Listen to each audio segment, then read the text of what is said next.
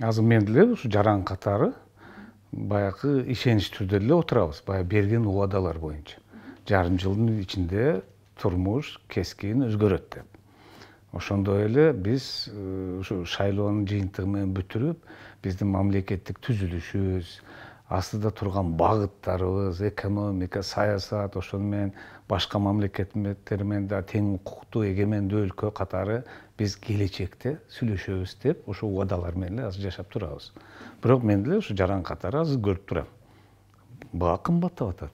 Экономикабыз түшүп атат. Ага эми биз гана эмес, дүйнө жүзүндө ушу апаат келгени дагы бул деле өзүнүн соккусун берип атат. Тышкы саясатта бизде азыр бир жетишкендик же бир ишеничтүү мамиле түздүк деп андан дагы алысмын. Азыр ушу күтүү режимде эле баарыбыз отурабыз. Эл агалык аброй бул бир гана ошо революциялар, бул баягы элдин аң сезими. Биздин эң бирден бир жетишкендигибиз бул сөз эркиндиги жана түзүлгөн жарандык коом.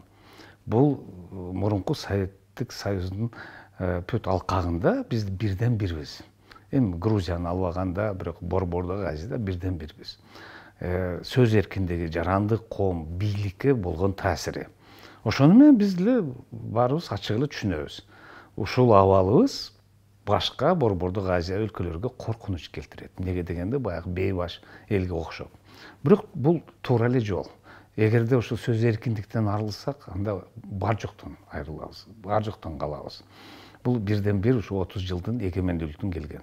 Калганын өзүңүз билесиз, мамлекеттик түзүлүштү кылбадык, экономиканы түзбөдүк, социалдык бизде тармактарда бар жок, билим берүү, саламаттык сактоо бар жок. Бирок ушул убакка чейин канча бизде айтты, өлкө уурайт, экиге бөлүнөт, жок болот деп. Бирден бир себеби элдин духу бар экен. Мына ушу апааттар ачыктан ачык көрсөттү. Баткенде болгон окуя да ачыктан ачык көрсөттү. Элди анча бийликке ишенбестен өзүнүн демилгеси менен көтөрүп, өзүн мобилизация кылып, жардам берүүгө даяр. Бул ушул 30 жылдыктын биздин жетишкендигибиз. Мен ойлойм, бизде ушу жетишкендигибиз, сөз эркиндигибиз таасири сөзсүз бар, бирок бизде мыйзам жолунда жашоону биз үйрөнгөн жокпуз. Ага түздөн түз бийлик күнөөлүү. Эмнеге дегенде бизде мыйзам өзүнчө, элдин турмушу өзүнчө.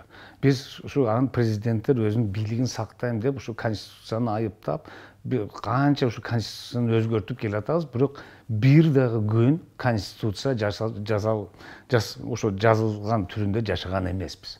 Bundan ары жашайбызбы жокпу, ал дагы күмөн.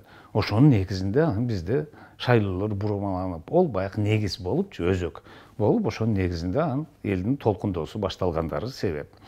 Ошон үчүн биз ол сөз эркиндиги, биздин бүгүнкү абалыбызга туруп калган жашообуз, ал кандай десем, ага таасир этпейт, ал кайтара биздин ушу элдин духун көтөрүп, астыга жылганы өлгө түзөт.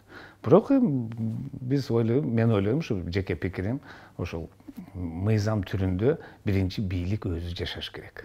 Андан кийин элди үйрөтүш керек. Баягы бизде той топурларды токтотуш керек.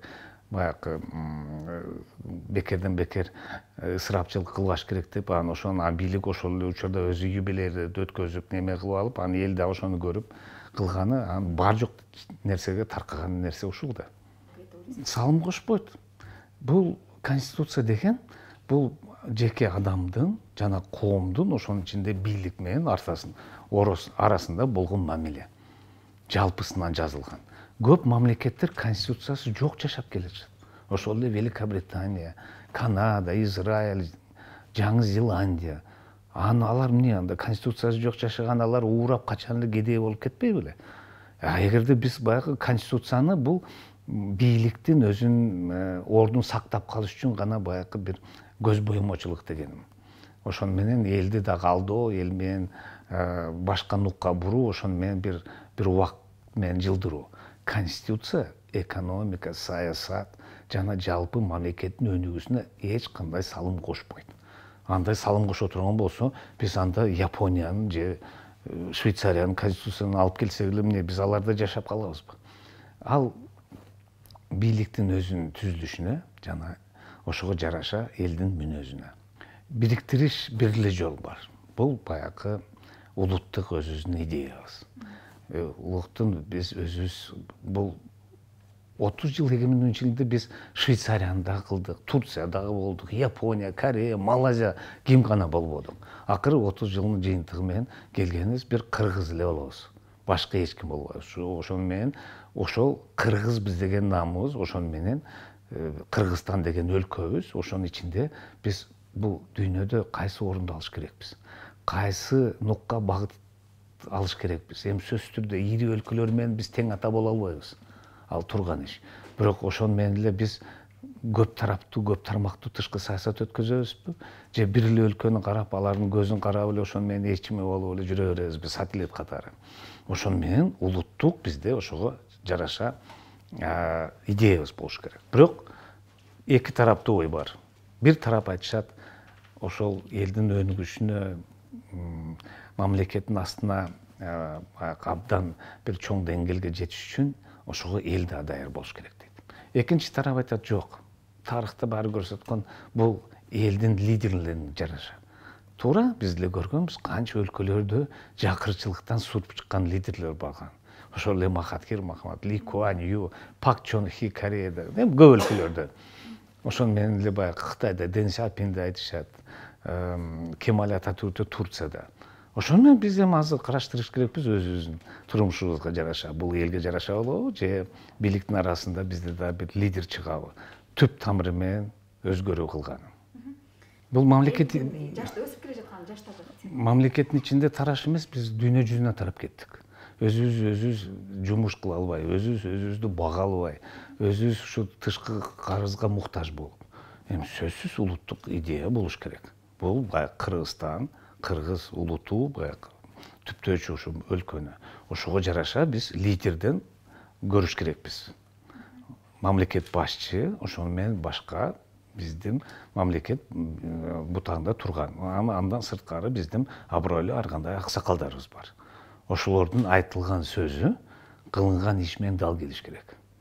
Анан бирди айтып, экинчини ойлоп, үчүнчүнү кылып, анын эл деле баарын билет да. Биз кичинекей өлкөбүз, бизде эч бир сыр деле калбады. Ошону менен элдин дагы мүнөзү өзгөрүлөт. Ошого улуттук идея биз сөзсүз түрдө кыргыз тилибизди өнүктүрүш керекпиз. Өткөн кыргыз тарыхыбызды жазыш керекпиз. Келечекте кайсы багыт алабыз, кайсы тармактарды өнүктүрөбүз, кайсы жагына барабыз, бар жок жагынан. Саясат жагынан, экономика жагынан, маданият жагынан, тил жагынан, билим берүү, саламаттык сактоо өзгөчө өзүбүздүн жолубуз, жерибиз, ордубуз кайсы жерде. Ошол бул баары жалпы улуттук идея. Анын улуттук кызыкчылык эмне дегенде, мага абдан ошо Махатхир Мохаммад мурун баягы премьер-министр Малайзия болгондо жакшы айтканы ошо мага жагат. Эми биз улуттук кызыкчылык деп 30 жылдын ичинде биздин президенттерибиз эмне гана дебеди. Кум төрдө калган баарын улуттук кызыкчылык деп кылышкан. Жыйынтыгы эмне болду? Махатхир Мохаммад айтты: элдин турмушу, ар бир жарандын турмушу күндөн күнгө өзгөрсө жакшы тарапка. Бул биздин улуттук кызыкчылыгыбыз деп. Эми чындык деген баары аны издейт, бирок ал чындык эч кимге жакпайт. Эч кимге жакпайт. Бирөө жөнүндө чындык айтса жагат, өз жөнүндө айтса жакпайт. Мен деле ошолордун санына кирем.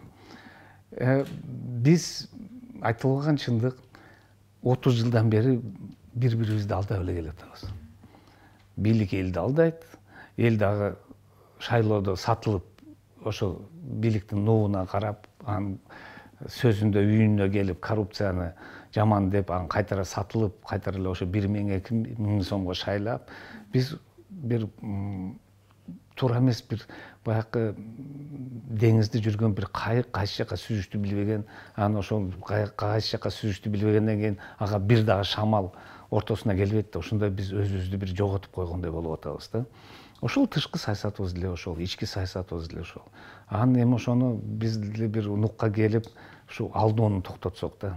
Алдоону токтотуп, анан ичибиздеги баягы эки жүздүүлүгүбүздү, эки ойлуубузду ушуну бир токтотууга аракет кылык. Эми сөзсүз түрдө буга деле бизде баягы шайлоо негизинде шайланып келген мамлекет башчы, премьер, калгандары деле ошого бизге бир өбөлгө бир ошо көрсөтмө болсо да, баягы туура көрсөтмө. Ошого жараша турмушубуз деле тез эле оңолот эле, биз кичинекей эле чакан өлкөбүз. Жок, бир убакыт келгенде Эдилде көзү ачылыш керек го. Азыр ачылып элек дагы эле. Ачылып элек. 30 жылдын ичинде баарын уурап, баарын жок кылып, ушу элдин гана духуна таянып, элдин баягы демилгесине таянып, алдын элдин аракетине таянып эле жашап келатабыз. Анан баягы эксперттер айткан туура. Ушу 30 жыл жашагандай дагы бир 20 жыл жашасак биз жок болуп кетебиз. Тилибизди дагы жоготобуз, билимибизди да жоготобуз, мамлекетибизди деле жоготобуз. Башка чоң ири өлкөлөргө жетелеме болуп, алардын арасында бир чака тыйынга айланып, сөзсүз түрдө анда ошого барабыз. Бирок бир ишеним бар. Бул биз өзүңүз деле көрүп атасыз го, баягы мамлекеттик түзүлүш, билим берүү, ошонун ичинде инсандардын сапаты карыганда жылдан жылга түшүп атат. Бул деле баягы ар нерсенин түбү болот да. Түбүнө жеткенден кийин анан ким билет, ушу топко окшоп анан уруп кайтара өйдөгө чыгабызбы деген үмүт, илгери эле үмүт. Чоң рахмат. Макул.